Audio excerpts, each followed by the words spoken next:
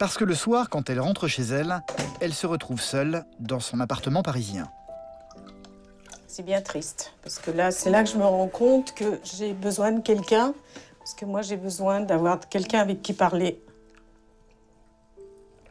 Et là, j'ai personne. Et c'est comme ça tous les jours. Depuis que son mari a disparu il y a 5 ans de cela, Arlette ne parvient plus à dormir la nuit. Elle a vécu 44 ans à ses côtés. Elle ne s'est toujours pas habituée à son absence. Il se prénommait Charles. Pour elle, il était et restera toujours l'homme idéal. Avec mon mari, ça a commencé au mariage de ma sœur. Il était assis à côté de moi. Et puis il m'a bien fait rire. Et on s'est mariés 6 mois après. Septembre 64. Et ça a duré 44 ans et demi. C'était un homme merveilleux. Je souhaite à toutes les femmes d'en connaître un comme j'en ai connu. Il était exceptionnel. Sur toutes les photos, il me regarde. Il était toujours très admiratif.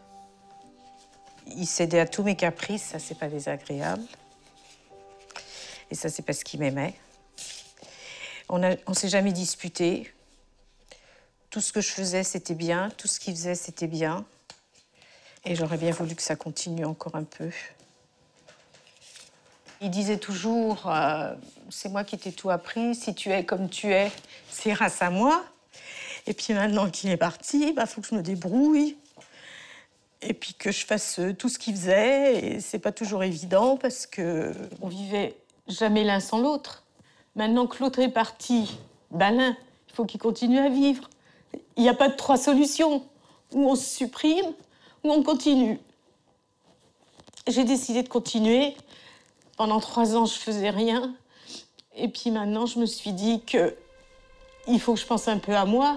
Ça sert à rien de me renfermer.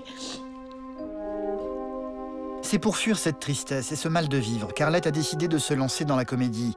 Mais cela ne parvient toujours pas à calmer ses insomnies. Après avoir essayé en vain de s'endormir, comme souvent, vers 1 h du matin, elle va finir par se relever.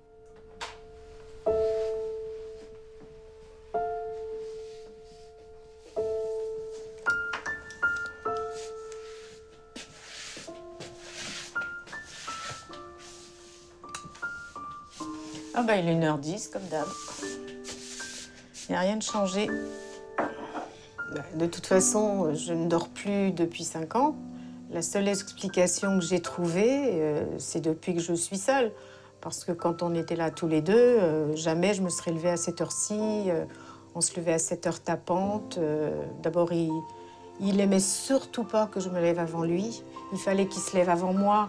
C'est lui qui faisait le café.